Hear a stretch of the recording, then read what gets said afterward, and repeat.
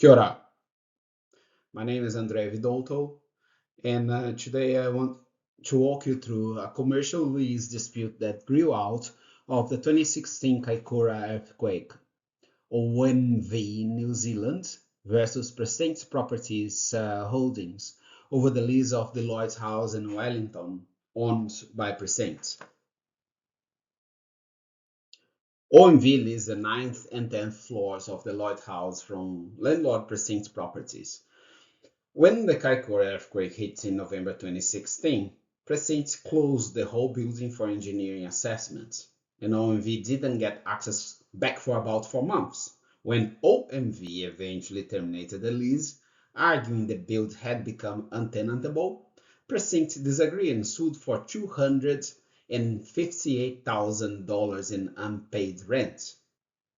That single disagreement then had to work its way through 2 separate court judgments before it was close to resolved.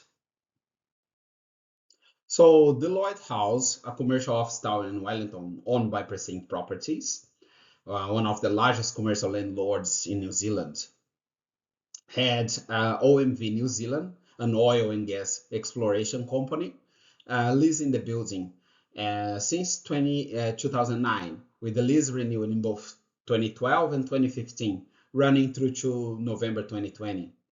Critically, Prestige had also told OMV more than once that its engineer had assessed the building at 100% NBS ratings of the new earthquake building standards.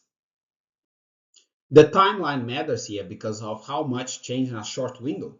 Prestige had leased these floors to OMV since 2009, like I said, with the lease renewed twice through to 2020.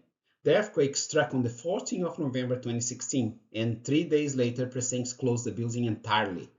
On the 2nd of February 2017, before the building had even reopened, OMV gave notice that it considered the premises untenantable and the lease terminated. Written engineering clearance for reoccupation didn't come until the 20th of March, about 4 months after closure. Prestige then filed proceedings in June 2017 for the unpaid rents, and that dispute reached the Court of Appeal just over a year later in July 2018. The first legal issue wasn't even about whether the building was untenantable. It was about where the case should be heard. OMV wanted the whole dispute sent to arbitration under the Lease Dispute Resolution Clause. Prestige argued that the clause was never meant to stop it recovering unpaid rent through the courts. The Court of Appeal agreed with Prestige, holding that the lease's rent clause reflects a pay now, argue later principle. A tenant's obligation to keep paying rent takes priority even while the underlying dispute is contested elsewhere. The second and more interesting question was the untenantable means, but the court is reported to have gone further, holding that a building can also be untenantable if it fails to meet a minimum structural integrity requirement, even where it technically complies with the building code. Because of the court wouldn't specify what the minimum requirement was, Prestige's application for summary judgment reportedly failed, and the case was left to go to a full trial.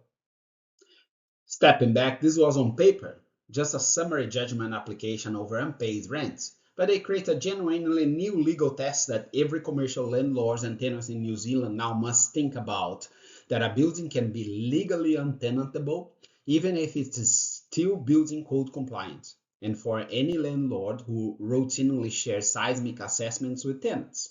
This case is a reminder that those numbers can come back into play in a dispute.